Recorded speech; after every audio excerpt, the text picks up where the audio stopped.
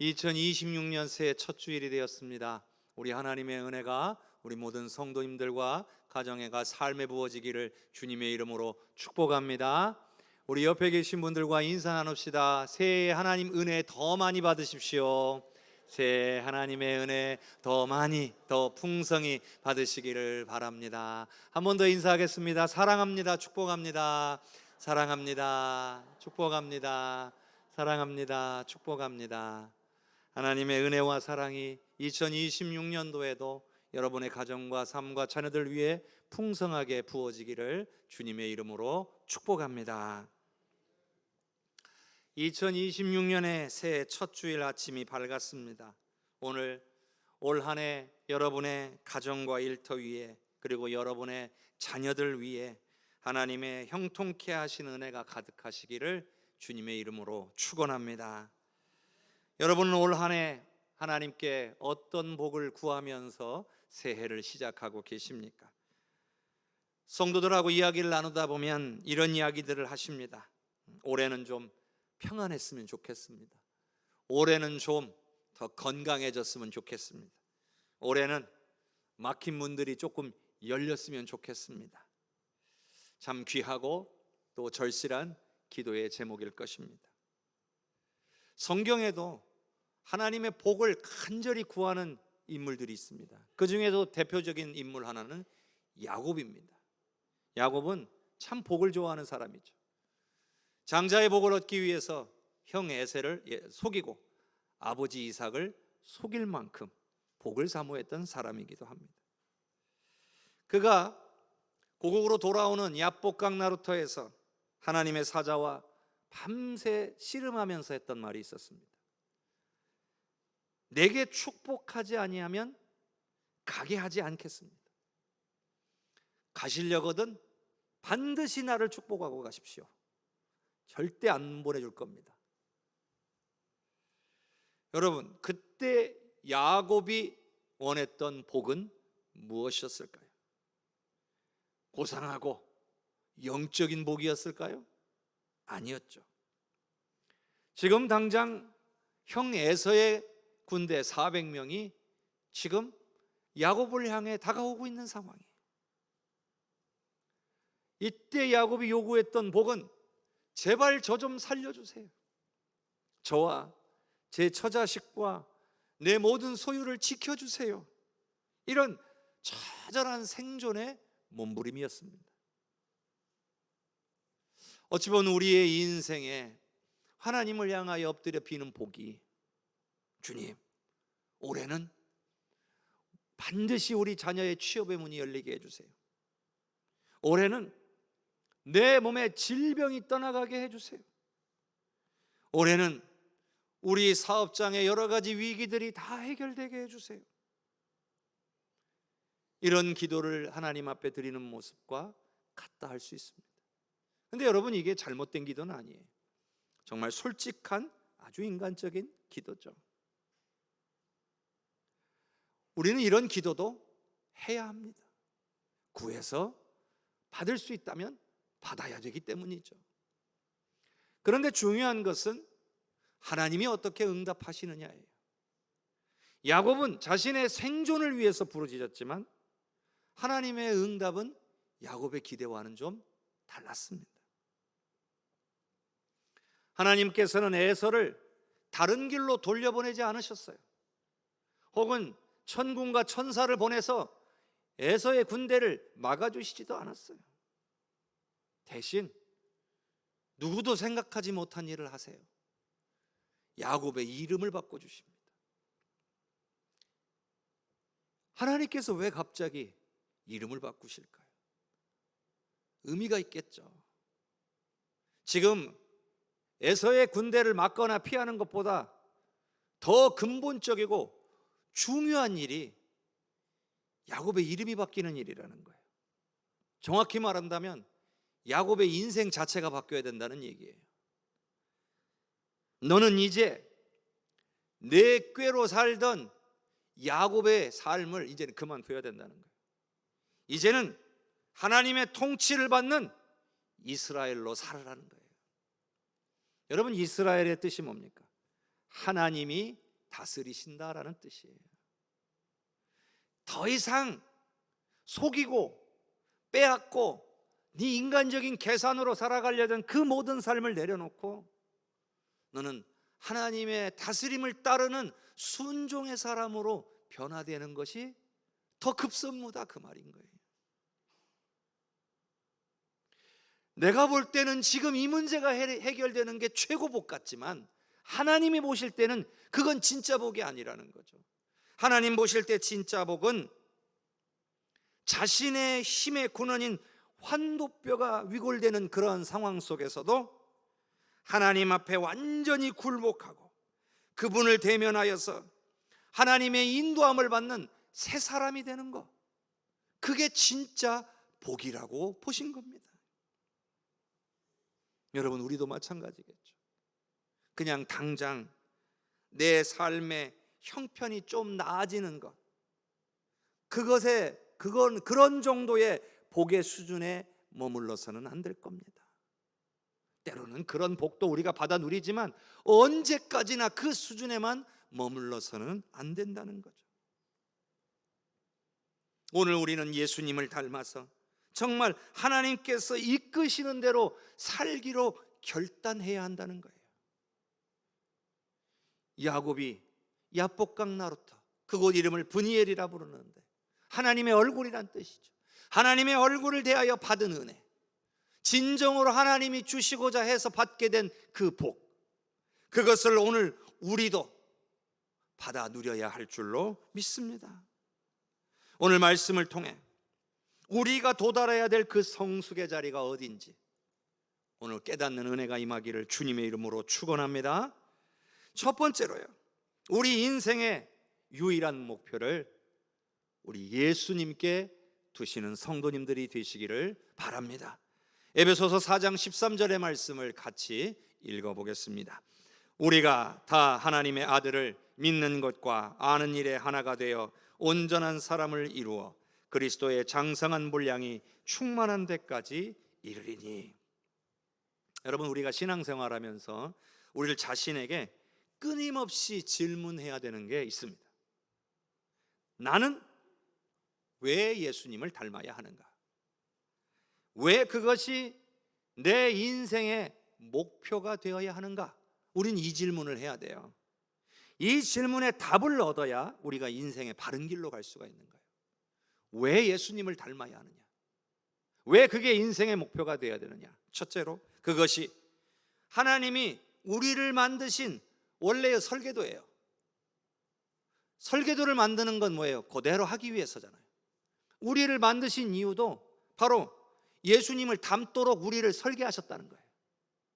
그게 우리 모든 피조물, 하나님의 지음받은 백성들이 가야 될 길이라고 하나님이 정하신 거예요. 창조 때부터 정해놓으신 거예요. 예를 들어서 거울이 있어요. 거울이 깨지면 어떻게 됩니까? 거울에 비치는 모습을 보면 사물이 다 깨져 보입니다. 그런 것처럼 우리의 인생도 죄로 인해서 깨져버리고 나면 어떤 일이 벌어져요? 하나님의 영광을 우리가 비출 수가 없는 거예요. 세상을 향하여 하나님의 영광을 비춰낼 수가 없는 거예요. 그렇다면 우리가 예수님을 닮는다라고 하는 것은요, 그 깨진 거울을 수리해가지고 우리 안에 잃어버렸던 하나님의 형상을 회복하는 일이라는 거예요. 원래 만들어진 대로 살아야 되는데 죄 때문에 그렇게 못 산 거예요. 마치 거울이 깨진 것처럼 그렇게 살았는데 이제 예수님 은혜로 회복될 기회를 얻은 거예요. 죄사함을 통하여 이제 회복될 수 있는 길이 열린 거예요. 이제 뭐만 하면 되냐? 예수님을 닮으면 되는 거예요. 예수님을 닮으면 우리를 통하여 하나님의 영광이 온 세상에 비춰지게 될 줄로 믿습니다. 두 번째는요, 우리가 예수님을 닮아야 되는 이유는 그게 우리 구원의 궁극적인 목적이에요. 우리가 구원하면 그냥 쉽게 떠올리는 게 뭐예요? 천국 가는 거. 예수 믿고 천국 가는 거. 그런데 구원의 궁극적인 목적은 그 정도 수준이 아니에요. 하나님께서는요, 우리를 단지 저 지옥 형벌에서 건져내가지고 천국 보내는 데서 멈추는 게 아니에요.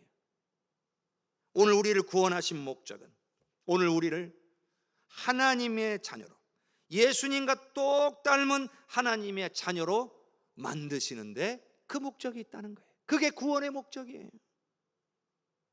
하나님께서 야곱의 이름을 이스라엘로 바꾸신 건 그냥 즉흥적으로 하시는 게 아니에요. 아주 상징적인 의미가 있는 겁니다. 이제는 네 생각과 네 깨와 네 수단으로 살던 삶을 멈추고 이제 하나님의 통치를 받는 사람으로 살아가라는 엄중한 명령인 거예요. 그 말씀이 우리에게 주는 의미가 있죠. 그러면 우리는 어떻게 살라는 거예요? 자, 예수님이 이 땅에 오셔서 철저하게 하나님 앞에 순종하셨습니다. 자신의 의지도 있고요, 자신의 능력도 있고요, 모든 것이 가능한 분이심에도 불구하고 그 어느 행동 하나도, 그 어떤 말 하나도 자신이 임의로 하지 않으셨어요. 하나님 뜻대로 온전하게 순종하셨는 줄로 믿습니다. 왜 그렇게 하셨을까요? 그래야 하나님의 뜻이 이루어지니까. 오늘 우리도 마찬가지로 예수님처럼 우리도 하나님의 뜻에 순종해야 우리를 통해 하나님의 뜻이 이루어지는 거예요. 우리도 예수님처럼 순종해야 우리를 통하여 하나님의 은혜와 복이 부어지게 되는 거예요. 그러니 순종의 본체이신 예수님을 닮아가는 것, 내 뜻을 좀 내려놓고 하나님의 이끄심에 나를 맡기는 것, 그게 바로 우리의 인생의 최대 목표이자 우리가 성공할 수 있는 최고의 방법인 줄로 믿으시기를 바랍니다. 성경엔 그런 인물이 있어요. 그렇게 살려고 힘쓴 인물이 있어요. 바로 바울 사도입니다. 그가 이런 고백을 했어요. 빌립보서 3장 12절의 말씀을 같이 읽겠습니다. 내가 이미 얻었다 함도 아니요 온전히 이루었다 함도 아니라 오직 내가 그리스도 예수께 잡힌 바 된 그것을 잡으려고 달려가노라.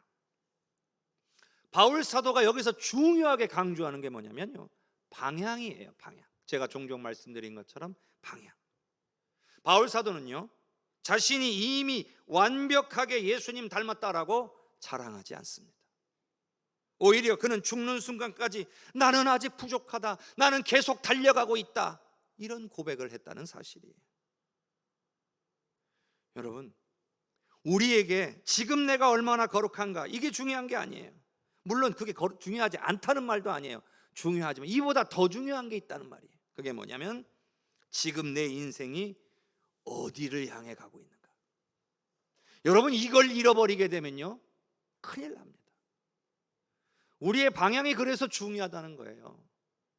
잘못된 방향으로, 구원이 없는 방향으로, 죄악의 길로, 멸망의 길로 가고 있는데 이걸 몰라요. 그럼 큰일 나는 겁니다. 그러니 우리가 방향을 처음부터 잘 잡아놓으면 잘못된 길로 안 가는 거예요.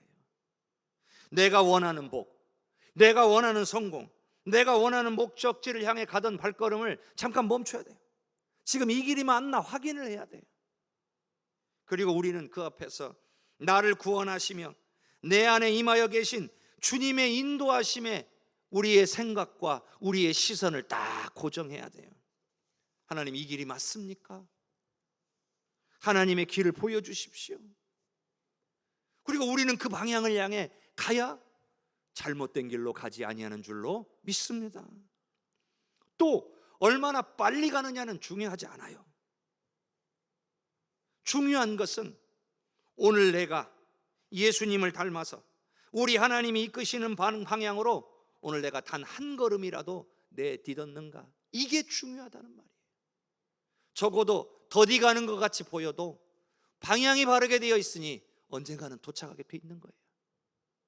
아무리 빨리 가도 방향이 잘못되어 있으면 결국 멸망의 길로 가는 겁니다. 여러분이 살다가 힘들고 어려운 상황들을 만날 수 있어요. 내 힘으로 감당하기 어려운 환난들을 만날 수도 있어요. 해결되지 않는 문제들을 경험할 때도 있어요. 그럴 때 우리가 막연하게 상황이 좋아지기만을 기다릴 수는 없는 거잖아요. 그런 수동적인 신앙으로는 하나님의 놀라운 역사를 기대할 수가 없는 거예요. 잘 되겠지 뭐, 하나님 알아서 하시겠지 뭐, 이건 매우 수동적인 신앙입니다. 바울 사도처럼요, 어떠한 형편에서도 나는 예수님께 사로잡혀서 그 인격과 그 성품을 향해 나는 달려나가겠노라, 이렇게 결단하고 한 발을 내딛는 저와 성도님들이 되시기를 바랍니다.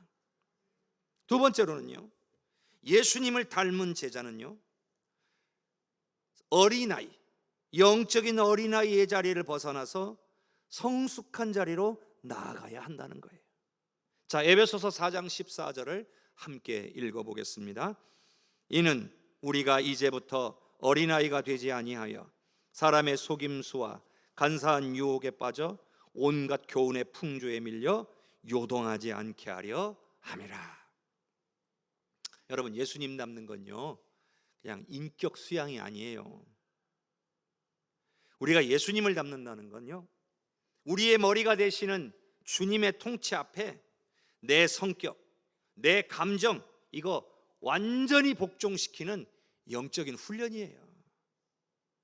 그러니까 내 성격, 내 감정 다 살아있어서는, 그래서 하나님 앞에 복종하지 못한다면 예수님을 닮기가 어려운 거예요. 그런데 성경이 말하는 영적인 어린아이가 있어요. 자, 영적 어린아이는 어떤 사람이냐? 머리가 되시는 주님의 명령보다 내 본능, 내 고집, 내 성격, 내 감정이 앞서는 사람이에요. 그러니까 내 맘대로 해요. 주님이 원하시는 대로 하는 게 아니라, 머리가 원하는 대로 하는 게 아니라 지체인 내가 원하는 대로 하는 거예요. 자, 어린아이들 한번 봐보세요. 어린아이들 기분이 좀 어때요?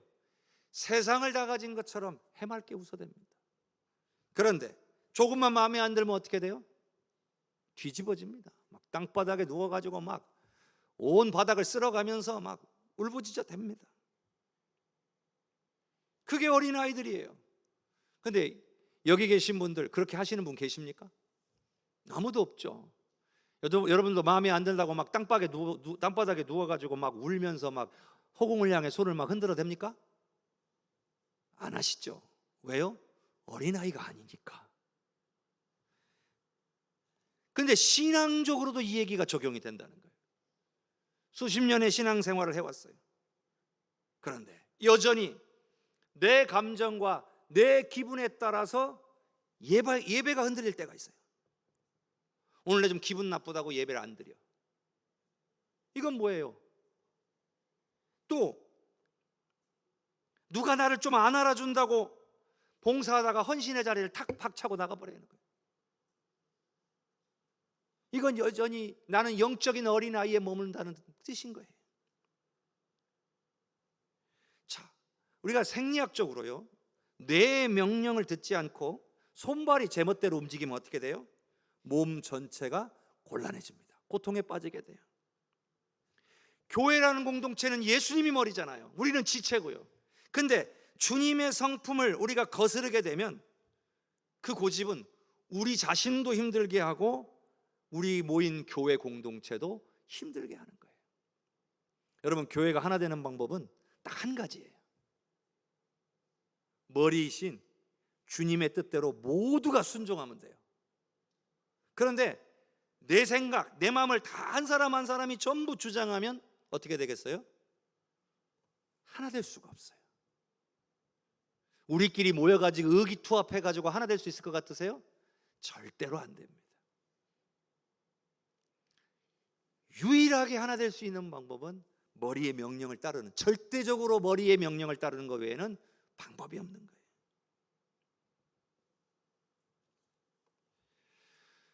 영적인 어린아이, 우리가 경계해야 되는데 성경에는 이 모습을 이렇게 표현합니다. 자, 히브리서 5장 12절의 말씀을 같이 읽겠습니다. 때가 오래되었으므로 너희가 마땅히 선생이 되었을 터인데 너희가 다시 하나님의 말씀의 초보에 대하여 누구에게서 가르침을 받아야 할 처지이니 단단한 음식은 못 먹고 젖이나 먹어야 할 자가 되었도다. 이 정도 됐으면 이제 영적으로 좀 성숙한 어른이 되었어야 맞는데 아직도 단단한 음식을 먹지 못하는 어린아이의 수준에 머물러 있구나, 이런 얘기죠. 여러분, 우리가 참된 신앙인이라면 내가 원래 성격이 이래서 어쩔 수가 없어, 이런 말도 이제는 안 해야 돼요. 이건 변화를 내가 거부하는 거예요. 변화를 나는 변화되고 싶지 않다는 뜻이에요. 이건 자기 합리화예요. 좀 우리 안에 좀 부족한 성격이나 성품이 있다. 그러면 우리가 예수님을 닮아야 되는 사람들이니까, 그래서 우리의 머리가 되시는 예수님의 말씀에 순종해야 되는, 예수님을 다스림을 받는 사람들이어야 되니까 십자가 앞에 오늘 우리의 그런 모든 연약함들을 깎아낼 수 있어야 돼요. 우리는 십자가까지 자기의 생명을 복종시키신 예수님을 닮기 위해 이곳에 모인 사람들이에요. 그런데 내 성격이 원래 불같아서 어쩔 수가 없어. 난 좀 원래 뒤끝이 많아. 이렇게 그냥 자기 자신을 합리화하면서 그냥 그 제자리에 멈춰 있어서는 절대로 우리 예수님을 닮아갈 수 없다는 거예요. 신앙의 연차가 어느 정도 깊어간다면 우리도 점점 영적으로 어린아이에서 벗어나 어른이 되어져 가야 하는 거예요. 세상의 유혹과 내 감정의 기복에 이리저리 휘둘리는 그런 영적인 어린아이의 옷을 우리가 과감히 벗어 던져야 할 줄로 믿습니다. 성경이 말하는 진짜 어른은 남이 나를 알아주든지 말든지, 나민들이 나를 어떻게 대하든지 상관없이 그저 나를 다스려 주시는 우리 주님의 온유함 앞에 나 자신을 굴복시키는 사람이에요.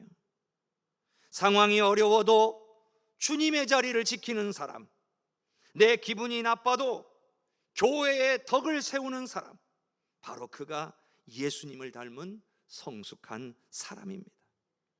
올 한 해 내 고집을 꺾고 예수님의 다스림을 받는 영적인 어른으로 우뚝 서시는 모든 성도님들 되시기를 주님의 이름으로 축복합니다. 세 번째로는요, 예수님을 닮은 제자의 삶은 예수님의 사역을 실천하는 것으로 이어져야 됩니다. 자, 에베소서 4장 15절을 함께 읽겠습니다. 오직 사랑 안에서 참된 것을 하여 범사에 그에게까지 자랄지라. 그는 머리니 곧 그리스도라. 여러분, 예수님을 닮는다는 것이요, 기도실 안에서만 이루어지는 게 아니에요. 치열한 삶의 현장에서 드러나는 실천으로도 예수님 닮는 것이 이루어집니다. 오늘 말씀을 보면 범사에 그에게까지 자랄지라. 오늘 우리의 기도 말씀의 제목이죠. 그에게까지 자랄지라. 그런데 방법이 앞에 나와요. 뭐라고 나오죠? 사랑 안에서 참된 것을 행하라. 사랑 안에서 참된 것을 행함으로써 범사에 그에게까지 자라가라. 그런 말이잖아요. 그 말은 우리의 머리가 되시는 예수님의 생각이 오늘 우리의 손과 발을 움직여 가지고 그 생각이 우리의 손과 발을 통해서 나타나도록 하라는 얘기예요. 자, 예수님이 공생의 사역 기간 동안에 무슨 일을 하셨어요? 먼저는 하나님을 예배하는 삶을 사셨어요. 늘 새벽을 깨우며 기도하시면서 하나님의 음성을 듣고 늘 하나님께 영광 돌리는 일을 멈추지 않았고, 어딜 가나 이거는 하나님의 뜻대로 하시는 일이라고 말씀하셨어요. 또 길 잃은 영혼들에게는 진리를 가르쳐 주셨어요. 질병에 눌려 고통당하는 사람들에게는 이들을 불쌍히 여겨주시고 고쳐주셨어요. 또 어디를 가시든지 회개하라, 천국이 가까워왔느니라, 하나님의 나라를 전파하셨어요. 여러분, 이것이 우리 예수님의 삶의 전부예요. 그렇다면 오늘 예수님을 닮기 위해 이곳에 모인 우리들 역시도 예배하는 일, 가르치는 일, 치유하는 일, 전파하는 일, 이 모든 것들을 우리로 실제로 우리의 삶 속에서 우리도 예수님처럼 해내야 된다는 거예요. 그런데 감사한 것은 주님이 이런 귀한 말씀을 주셨어요. 요한복음 14장 12절의 말씀을 함께 읽겠습니다. 내가 진실로 진실로 너희에게 이르노니 나를 믿는 자는 내가 하는 일을 그도 할 것이요 또한 그보다 큰 일도 하리니 이는 내가 아버지께로 감이라. 아멘. 여러분, 주님이 하신 말씀입니다. 믿으시기를 바랍니다. 여기에 나이 안 써 있죠? 나이가 적든 많든 상관없어요. 주님이 하신 일보다 더 큰 일을 할 수 있는 것은 예수님이 아버지께로 가시기 때문이라는 거죠. 예수님께서 아버지께로 가심으로 말미암아 어떤 일이 벌어졌어요? 성령이 임하시는 역사가 일어났어요. 성령이 함께 하시면 나이가 중요하지 않아요. 나이가 적든 많든 상관없이 우리 주님이 하신 일을 우리는 더 풍성히 할 수 있게 되는 줄로 믿으시기를 바랍니다. 그러니 우리가 할 수 있는 만큼 우리의 몸을 움직여야 돼요. 머리로만 나는 주님을 닮겠습니다 다짐하고 정작 내 몸이 움직이지 않으면 문제가 생겨요. 마치 우리의 신앙이 영적으로 비만해지는 상태가 되는 거예요. 말씀의 영양분은 계속 섭취하는데 복음을 위해서 선발을 사용하는 에너지를 쓰지 않으니까 영혼이 점점 무거워지고 나태해지는 거예요. 그렇게 몸을 쓰지 않는 신앙인이 되면 어떻게 될까요? 머릿속에 남는 건 많은데 내 몸을 안 움직이니까 나중에는요 입만 살게 되는 거예요. 남을 판단하고 정죄하는 종교인이 되고 마는 거예요. 운동하지 않는 근육이 점점점 약해지고 퇴화하듯이 실천하지 않는 신앙은 하나님의 능력을 경험할 수 있는 기회를 잃고 점점 시들어가게 되는 거예요. 이건요 역사가 증명했습니다. 우리 혜성교회가 80주년을 맞았어요. 자, 80주년을 맞는 우리 혜성교회의 진짜 저력은 무엇이냐는 거예요. 얼마나 많은 성경적인 지식을 가졌느냐, 우리가 얼마나 많은 좋은 전통들을 많이 가졌느냐가 아니라 우리가 얼마나 순종하여 우리 움직이는 몸을 가졌느냐, 이것에서 증명되어야 할 줄로 믿습니다. 새해는요 마음만 먹지 마시고 마음을 다해 예배하는 일에 여러분 힘쓰시기를 바랍니다. 피곤을 핑계고 여러 가지 일을 핑계로 예배를 뒤로 미루는 일은 없기를 바랍니다. 또한 말씀을 듣고 은혜 받았습니다, 여기서 그치지 말고 부지런히 배우고 가르치는 일에 여러분의 입술을 사용하실 수 있기를 바랍니다. 내 주변에 마음이 아픈 이웃, 질병으로 고통받는 성도가 있다면 안 됐다 마음으로만 안타까워하지 마시고 직접 찾아가 손을 잡아주고 주님의 사랑으로 섬기고 기도로 치유해 주시기를 바랍니다. 그리고 내 입을 열어서 믿지 않는 가족들, 형제들에게 생명의 복음을 전하는 발걸음을 떼실 수 있기를 바랍니다. 우리 이렇게 스스로에게 질문해야 돼요. 예수님이라면 이 상황에서 어떻게 하셨을까? 이 질문을 매일의 삶 속에서 수시로 던져야 합니다. 그래서 우리 예수님이라면 이렇게 하셨을 거야. 그렇다면 당장 그 작은 일 하나라도 몸으로 실천해 보는 겁니다. 그때야 비로소 우리 삶에 하나님의 능력이 나타날 줄로 믿습니다. 우리를 통해 예수님의 향기가 온 세상에 진동하게 될 줄로 믿습니다. 말씀을 정리하겠습니다. 오늘 제목이 그에게까지 잘할지라입니다.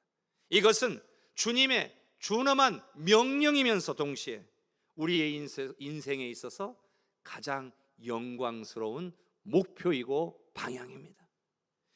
야곱이 야복강에서 자신의 본능과 고집을 꺾고 이스라엘이라고 하는 세 사람으로 거듭나가지고 하나님의 얼굴을 대면함으로써 이제 하나님의 다스림을 받는 그런 브니엘의 은혜를 누렸다면 이제 우리도 예수님을 담는 단 하나의 표대를 향해 우리의 시선과 우리의 계획과 우리의 생각을 고정할 수 있기를 바랍니다.